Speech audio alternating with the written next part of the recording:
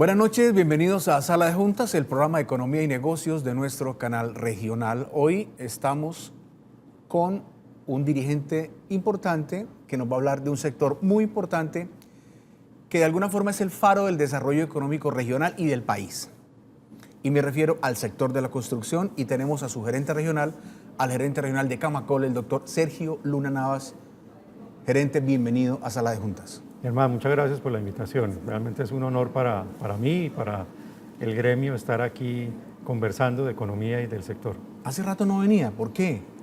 No. Pues, ¿Agenda complicada? Agenda complicada y por supuesto hay que siempre ir a la par con los temas importantes del sector y de la economía y ir acumulando un poco Bueno, muy bien. los temas.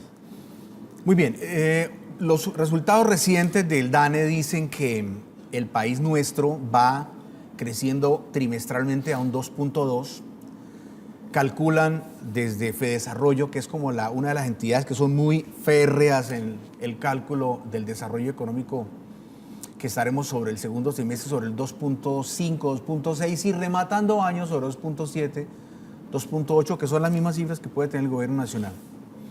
Pero este sector, que es el sector periférico de mayor multiplicidad de generación de empleo en tantos otros multisectores o subsectores, tuvo un rezago del 8%. ¿Cómo ha caído este rezago del 8% al interior de Camacol, sobre todo en ese sector de Santander, en donde frente al país, pues es muy respetado porque aquí se asientan, si no una, varias de las grandes empresas del sector de la construcción en Colombia?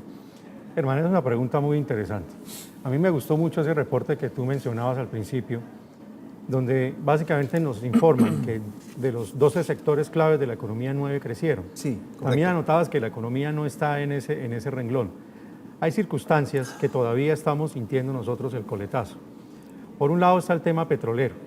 Básicamente en muchas regiones del país, Santander, los llanos orientales, la baja del precio del petróleo ocasionó también un golpe a la capacidad de las empresas petroleras, en el caso nuestro de Ecopetrol y de sus contratistas, de reducir esa capacidad de inversión. Reducir la capacidad de inversión también se traduce en reducir o limitar la cantidad de empleo que se produce alrededor del sector y eso impacta directamente en la decisión de compra de vivienda. Hay un tema importante que también lo destaca Fedesarrollo y es la confianza. Claro. El año pasado el consumidor colombiano estuvo particularmente desconfiado.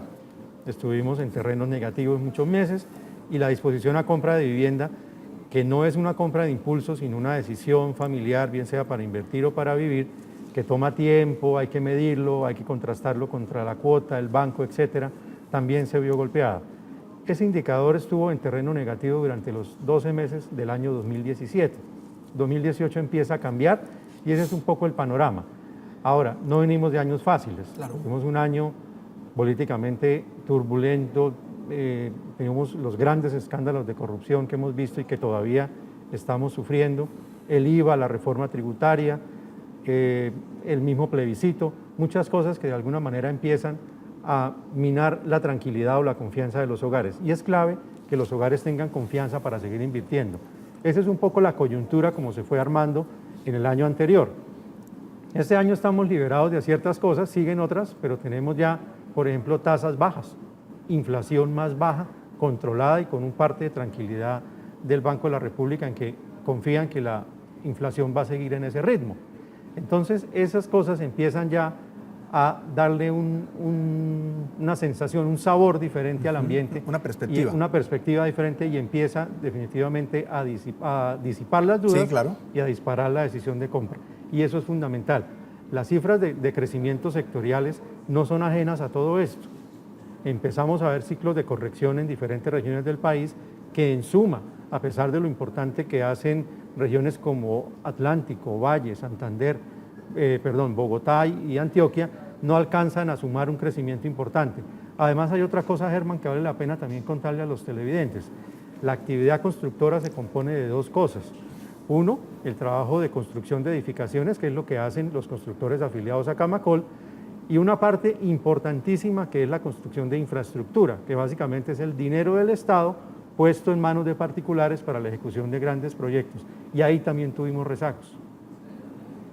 Ese rezago aparentemente se nota mucho más en el sector de vivienda, pero también desde luego toca infraestructura. De eso seguramente hablaremos en el siguiente corte, después de este importante resumen que hemos hecho como ilustración inicial.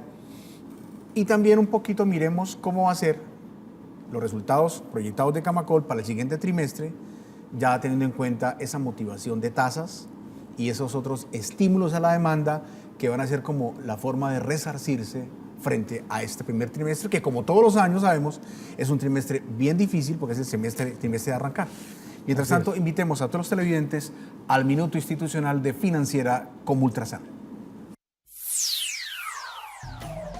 Más de 800 estudiantes se beneficiaron con la donación que entregó Financiera como Ultrasan el pasado 9 de mayo al Colegio Gimnasio Superior Empresarial. Hoy queremos entregarle a los padres de familia, a todo el cuerpo de profesores, directivos y a los estudiantes. Para nosotros en la Financiera como Ultrasan, este tema de la educación es fundamental. Nos parece que es el camino a la consecución de una sociedad en mejores condiciones. La donación superó los 3.000 millones de pesos e incluyó el estudio y refuerzo estructural de todo el plantel, junto con la construcción del edificio Gym Garden para estudiantes de preescolar. Tenemos 380 niños beneficiados, pero en toda la planta física tenemos 1.004 niños beneficiados con esta reforma estructural. Con esta entrega, Financiera como Ultrasan reafirma su compromiso con la educación de los bumangueses. Le damos la bienvenida a la Financiera como Ultrasan, importante institución que cada 15 días y cada semana nos contará lo mejor de todo el desarrollo de su gestión institucional para toda la audiencia y para toda la clientela del Oriente Colombiano y del país. Vamos de esta forma a nuestro primer bloque de comerciales y regresamos en Sala de Juntas.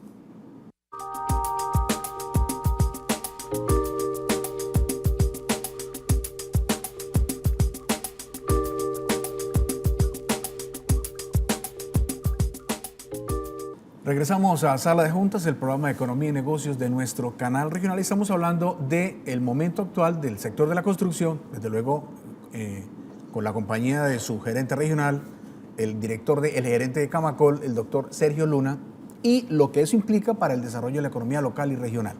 Uno está acostumbrado, gerente, a que siempre el sector de la construcción, porque siempre ha sido así, jalone el resto de sectores y muestra los crecimientos más grandes, y eso es lo importante.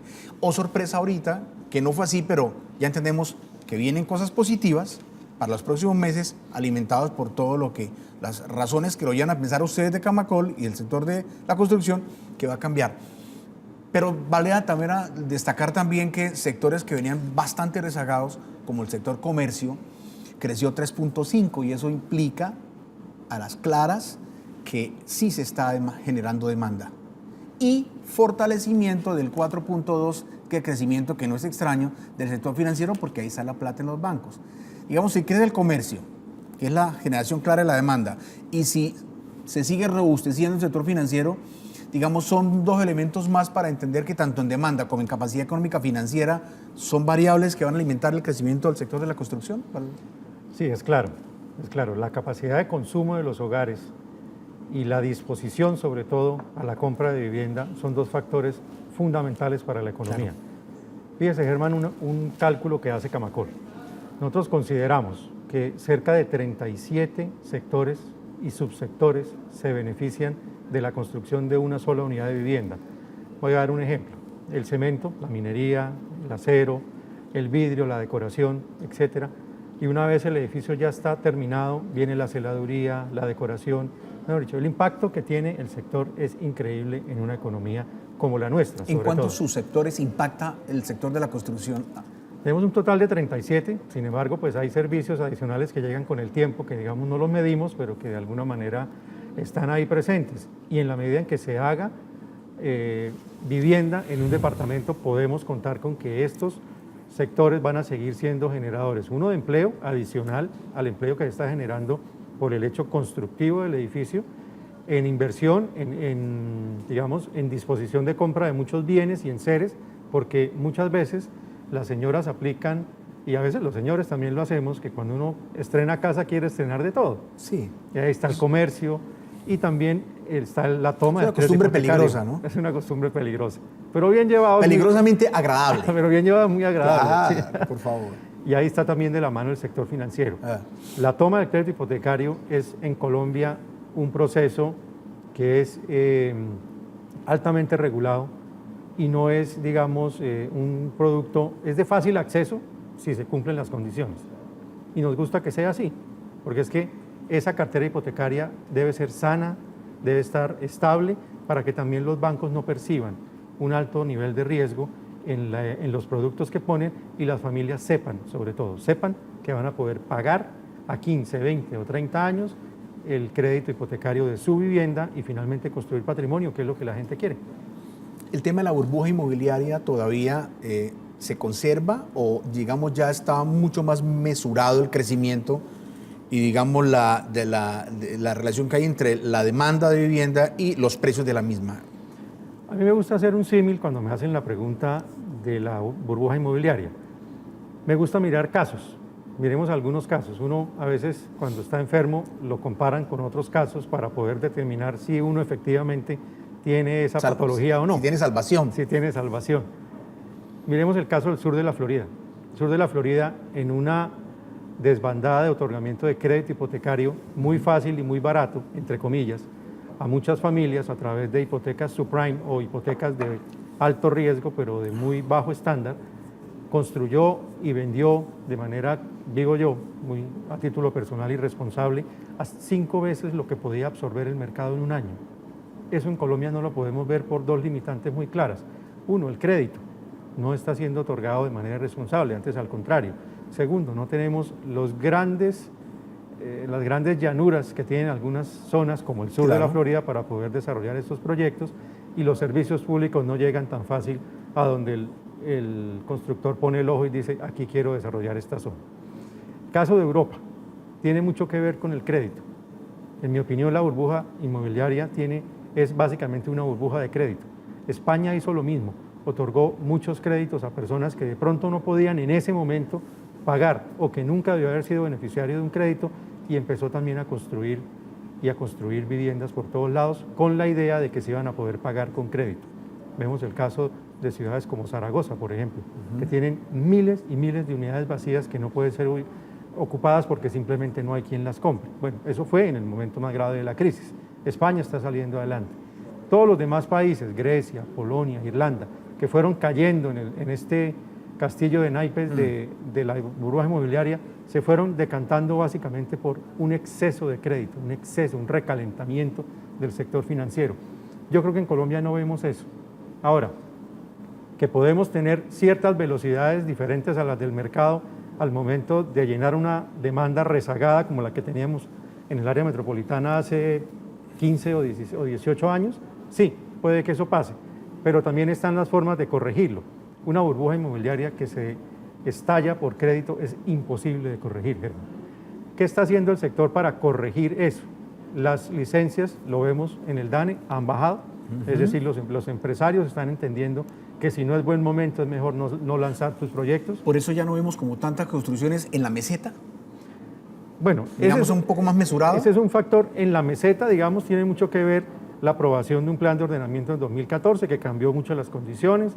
También estamos viendo proyectos que se lanzan con más tiempo en preventa. Eso es otro también factor de corrección. También estamos viendo empresas que están en este momento mirando a la vivienda de interés social como un negocio atractivo. De hecho, la composición ha cambiado el mercado. Sí. De las cerca de 8.600 unidades que tenemos disponibles, cerca de 3.000 están en ese segmento de 80 a 240 millones, pasando un poco la pero llegando también a lo que está subsidiado. El gobierno lo ha entendido por su parte con el FREC Novis, el programa Mi Casa Ya y todo ese incentivo para que los colombianos empiecen a mirar. Entonces están diciendo, mire, vamos para allá porque allá es donde están los hogares que pueden comprar estas viviendas de interés social, el gobierno los apoya y el empresario lo entiende. Yo creo que en todo sector hay riesgos, pero la importancia de los riesgos no es desconocerlos o hacer de cuenta que no existen, simplemente atenderlos. Y yo creo que con lo que les he contado hoy, muy rápidamente, los empresarios entendieron y están asumiendo el nuevo momento del mercado de vivienda. Que seguramente estaba previsto y como el libre mercado juega muchas variables y hay que tenerlas en cuenta a la hora de tanto ofertar como de comprar. De acuerdo. Estamos con el doctor Sergio Luna, él es el gerente regional de Camacol, hablando del momento actual del sector de la construcción y su impacto en nuestra economía regional. Ya regresamos.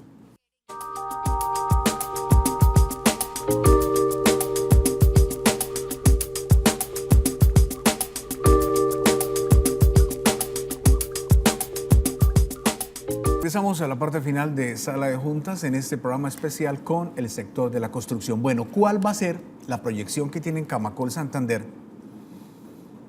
De alguna forma, como inicia el segundo semestre, después de que ya pasen elecciones y ya tengamos un poco más de claridad del panorama, y seguramente el remate de año. Volveremos a ver a ese Camacol, como todos los años, rematando por encima de los crecimientos del 4 y del 5%.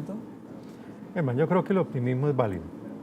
Yo creo que podemos hablar a final de año. Primero, tú lo mencionabas, es increíble, pero en Colombia nos pasa.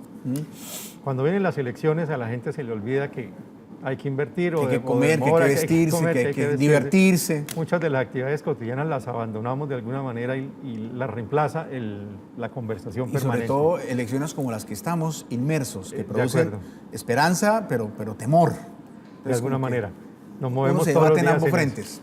Muy bien. Entonces, esperamos que el año sea ya un año, al final se estén consolidando ya todos los esfuerzos que ha hecho, sobre todo el Banco de la República, en mantener abajo la inflación y abajo las tasas, porque eso de todos modos toma un tiempo en trasladarse a los créditos hipotecarios, no es inmediato, como a veces lo entendemos que baja la tasa y al otro día ya el crédito es más barato, no, eso tiene un ciclo normal de desarrollo. Entonces esperamos que al final de año eso se esté concretando. Esperamos también que lo que está en este momento licenciándose se esté volviendo realidad como proyectos a final de año y eso nos permita pensar en mayores lanzamientos. Esperamos que los factores de riesgo como el inventario terminado por vender también sea algo que va a ir decreciendo paulatinamente en la ciudad y en eso es muy importante que entidades como, bueno, por un lado el Ministerio a través de todos los programas que tiene como política de gobierno de vivienda y entidades, por ejemplo, como el Fondo Nacional del Ahorro, que tienen productos idóneos para gente que desea comprar vivienda en este momento, puedan fortalecer, puedan dar una mejor respuesta y tengamos ahí un aliado entre los constructores y el fondo y el gobierno para poder sacar adelante eso. Es positivo, es un poco arriesgado en el quinto mes del año dar una proyección de cómo vamos a terminar, pero yo creo que las cifras van por buen camino, en confianza, en lanzamientos, en crecimiento y en colocación de cartera hipotecaria. Perfecto, eso lo digo porque obviamente, aparte de que la construcción dentro de los sectores económicos siempre se mira la construcción como el líder natural, no solamente dentro del departamento, sino fuera del departamento, miran qué pasa en Santander, por todo lo que implica la construcción en Santander. Entonces, como que siempre será un termostato, un visor de qué es lo que va a pasar. Yo pienso, independientemente de las preferencias electorales que todo ciudadano colombiano tiene por esta época, que los candidatos son todos excelentes. Hace muchos años no teníamos unos candidatos tan bien estructurados, sobre todo tan bien preparados, independientemente de las visiones del modelo económico y las visiones sociales que tengan y la calidad del país que quieran ofrecer. Son personas muy preparadas, muy estructuradas y con muy buena experiencia. O sea, estamos sobrados de candidatos. Pero miramos, a la luz de lo que está pasando en el país, en época electoral, en temas de política de vivienda, ¿cómo andamos allí? Porque de alguna forma, no importa si alguno de ellos o todos son especialistas en el área, lo que sí es importante es que todos tengan en cuenta a la construcción como un multiplicador tanto de empleo, como generación de ingresos, como generador de dinámica a otros subsectores. ¿Cómo nos va allí, en esta parte? La política de vivienda del gobierno Santos fue una política exitosa, hay que decirlo. Independientemente de todo.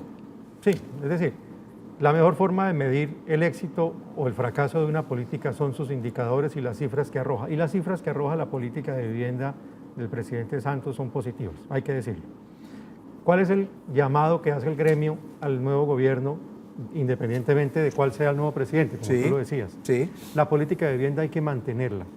No podemos desfallecer en este momento y empezar a, digamos, sacarle un poco de fuerza, de aire a esta política de Mantener la vivienda. que está vigente, dices tú. Sí, seguramente el nuevo presidente la va a utilizar diferente, va a utilizar otro tipo de herramientas, de cosas, pero básicamente es mantengamos el estímulo a las clases menos favorecidas, a la vivienda de interés social, mantengamos el subsidio a la clase media, que han sido dos estrategias muy exitosas de este gobierno, y sobre todo mantengámoslo en la medida en que los constructores están ahí listos para atender ese mercado y para suplir la necesidad en las diferentes regiones del país. Es decir, no es un salto al vacío del gobierno, es una correspondencia total entre empresarios y política de vivienda, y eso ha generado muchos proyectos en todo el país. Aquí lo estamos viendo, personas que desean adquirir viviendas por debajo de los 230 millones de pesos tienen subsidio del gobierno. Personas que quieren un poquito más porque su capacidad lo permite, 312 millones, tienen subsidio del gobierno. Entonces el llamado al nuevo gobierno es ese: mantengamos la política y ojalá quisiéramos, porque se puede soñar, Claro. que el nuevo gobierno asimilara muchas de las propuestas que tiene Camacol en la anualidad de subsidios, en vivienda para arriendo, en el fortalecimiento de las entidades claves de la política de vivienda, entre esas el Fondo Nacional del Ahorro. Eso es algo bien importante para nosotros. Para lo cual le tengo una invitación para que me acompañe el próximo programa y sigamos hablando de esto, porque me quedaron muchos temas de la política de vivienda y sobre todo el sector de la construcción como sector líder en el Producto Interno Bruto, en la generación de empleo en la ciudad y de tejido empresarial. Y además porque quiero hacer un ejercicio ilustrativo y pedagógico casi para nuestra teleaudiencia, y es hablar un poquito de los modelos económicos de los candidatos presidenciales, muy someramente, pero tocarlos y respecto de lo que le favorece a nuestra región y al país, sin hablar de nombres propios. La teleaudiencia podrá entender, primero, que no debemos hacerlo, tenemos que guardar cierto equilibrio, pero segundo, que sí tenemos la responsabilidad de informar y de contar a la luz de lo económico y el tema de vivienda un poco la percepción de lo que cada candidato tiene y pudiera aportar para un mejor país. ¿Le parece? Bueno, con gusto, Herman. Invitado para el próximo programa. Muchas gracias. A todos ustedes los esperamos para una versión más de Sala de Juntas el próximo lunes a las 9:30 de la noche, con repetición el sábado a las 6:30 de la tarde. Mi constante y fiel invitación: no olvides que siempre en la vida existe al menos una razón para ser totalmente feliz. Muy buenas noches y que descansen.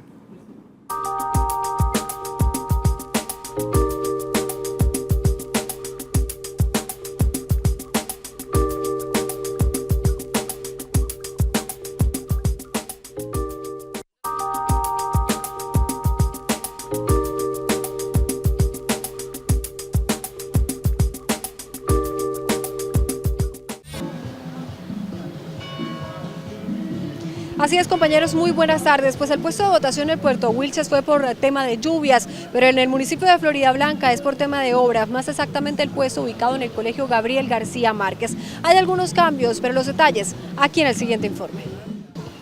Bien, pues el mensaje por parte de la gobernación del departamento es a que la ciudadanía pueda ejercer su derecho al voto desde muy temprano. Las garantías ya están dadas. Por el momento, la información que compartimos desde el centro de la ciudad. Continúen en estudio. Feliz tarde.